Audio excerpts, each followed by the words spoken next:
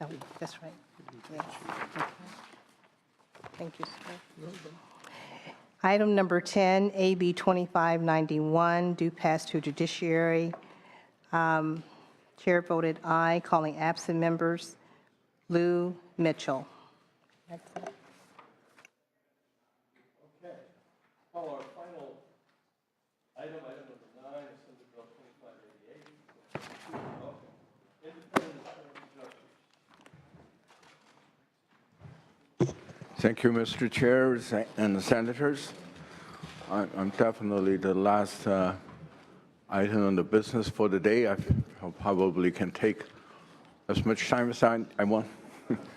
But I'm here to present AB 2588, which will make changes to the Insurance Adjuster Act to enhance consumer protections and conform to national licensing reciprocity and uniformity. Especially, this proposal will do the following. It will require all independent adjuster license applicants to meet education requirements, pass a qualifying examinations, pass a fingerprint-based background review to be licensed. And this also will allow California to have a reciprocal relationship with other 34 states by streamlining this process for non-residents to obtain independent adjuster's license. And I respectfully ask for your eyeball. To testify in support is Robert Harrell, Legislative Director with the Department of Insurance. Yes, sir. Good afternoon again, Mr. Chairman, for the last time. Robert Harrell with the department. We are the sponsors of this bill. We want to thank both you, Mr. Chairman, for the time you spent discussing this issue and your consultant for helping out here. We're trying to join the 34 other states that individually license so-called independent adjusters. These are adjusters that have a contract with an insurance company. With that, I'll ask respectfully for an aye vote.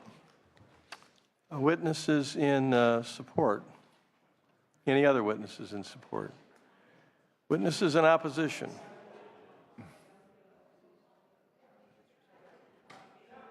Welcome. Thank you, Mr. Chair and members. Chris McKaylee on behalf of the American Association of Independent Claims Professionals. We are in opposition to the measure, but first, Assemblyman Chu and his staff, and most certainly the Department of Insurance and the staff there we have been engaged with them for a year plus now. Initially, we were raised as part of Senate Bill 488 that's cleared this House and the other House's Policy Committee earlier this morning. We were taken out of that and placed in a separate bill in 2588. I think philosophically, we don't think that this regulatory scheme is necessary. We would prefer to retain the business entity licensure that we've had, and we're not aware of any significant problems with that approach. Nonetheless, as recently as the last few days, we have been working with the department on a series of amendments. And so despite our philosophical concerns, we do continue to work with the department and the author in trying to resolve remaining issues. They haven't accepted all of our suggestions, and similarly, we again have expressed concerns, but we'll continue to work with the author and the department in that regard. Thank you. Other witnesses in opposition? Is there any concern about grandfathering or a lack thereof? I'm sorry. I'm sure you don't have a concern. Is that a question of us or of the? Well, I'd like to have just a very short discussion of that. I mean, we must have a whole bunch of these folks who are. Oh, yes, I think the department's estimate is some 40,000. That is an issue that we have raised with them in addition to the business entity licensure. So I'll defer to the department in terms of its response in that regard. Have you given some thought to grandfathering existing arrangements and sort of starting fresh? We have in some specific areas we're willing to, for example, have previous experience, perhaps in other states, apply. That's one example where we're talking. We have made some amendments already, and we're having further conversations about that, such that you want to try to minimize any disruption. Mr. Michele noted 40,000. We think the best estimate we have right now is somewhere in perhaps the range of 20 to 30,000 of these folks. We don't know. We are the outlier, unfortunately. California, of the 35 states that licenses these independent adjusters, is the only one that does it sort of on this organizational basis. And we do respect that Mr. Michele and his client prefers that organizational basis, but it's all the other states that license them do so on an individual basis. So as this trade-off for individual licensing, and then we would increase reciprocity with other states, that helps ease some of the issues as well, Mr. Chairman. So on a sort of situation-by-situation basis, we've been taking some amendments that one could broadly characterize as dealing with the grandfathering issue as much as we can. I mean, it just seems to me you must have thousands of these folks who are working in the state of California who we're suddenly going to tell what? That they have to take a test in order to keep working? Yeah, many of them may not have to take the exam because of their previous experience, for example. But the other aspects of this that are quite important that the author noted in his open is things like a background check and fingerprinting. And in some cases, we simply don't have that for people. And these are folks that, among other things, walk into your home. And so we would just want to make sure that those standards are met. So it's the combination thereof. Well, thank you for continuing to work with the opposition on resolving some of these issues.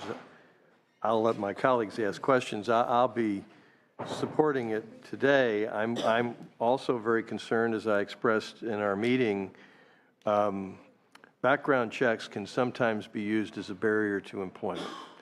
And whoever is going to set those regulations and specify those requirements needs to do so very carefully, because we have too many, in my humble opinion, too many statutes in California that serve as a barrier to employment unnecessarily. And once it's there, it's difficult to undo. So we agree. Tread lightly there. Absolutely, we agree. And for example, with the 375,000, what I'm going to refer to as garden variety agents and brokers, the vice chair, I believe, is one of them, that we take very seriously. Variety, yes.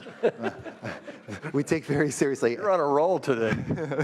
No, but the point being that something that somebody may have done 20 years ago that is unrelated to the license for which they are seeking, we take that, we take the context, it matters, we take that into account. And so we agree with you completely. It should not be an unnecessary barrier to entry of a profession. Mr. Chair, I know a lot has been said about NAIC and the 34, 35 other states. And to be fair, our association has long advocated with NAIC to take the business entity license model and adopt that instead. It is not unprecedented.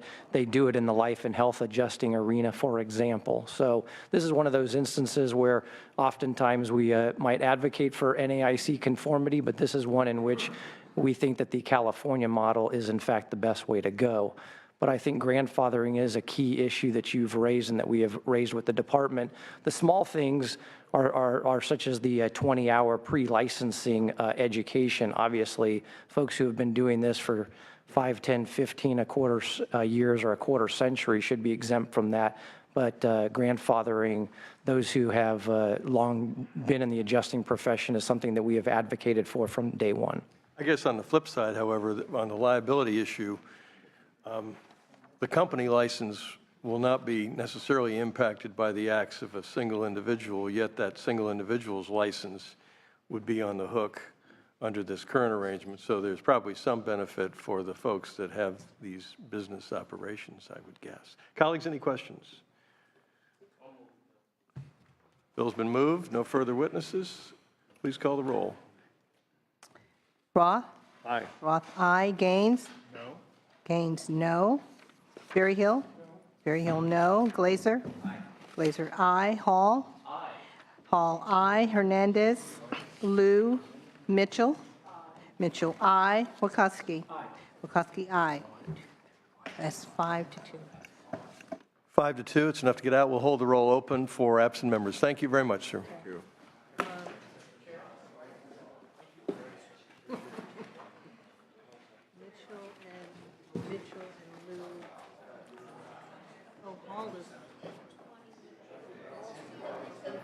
Well, we're gonna take Senator Mitchell's vote, and then we'll. Mitchell.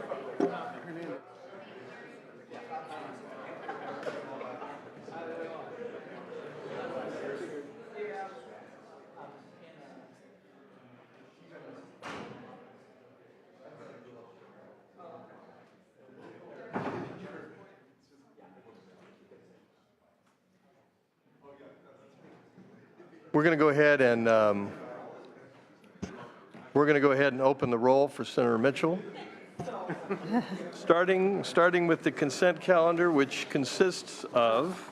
I got it this time? You got it? Yeah, consists of AB 4, oh, do you? Okay. You're satisfied? Okay. Open your roll for the consent calendar. Do pass to the floor. Mitchell? Mitchell, aye. Item number 2, AB 565, do pass as amended to the floor. The chair voted aye. Mitchell? Mitchell, aye. Item number, I believe it's number 4, 1899, do pass to appropriations.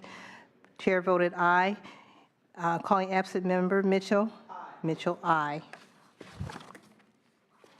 Item number 5,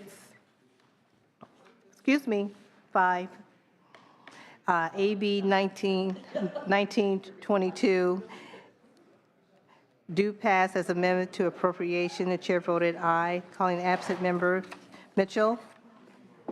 Mitchell? For AB 1922? Oh, thank you.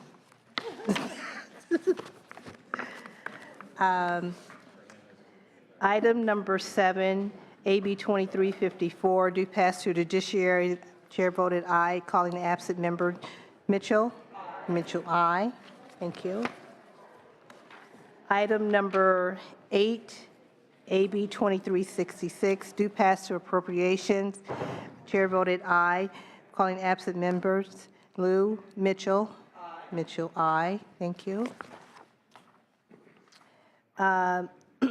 Item number 9, AB 2588, do pass to appropriations. Chair voted aye, and she voted on that one. Thank you. That's it. So- No, one more. Yep.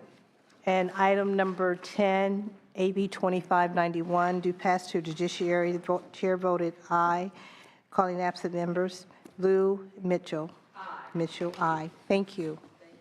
So Yeah. we're going to hold it open, but Okay. all matters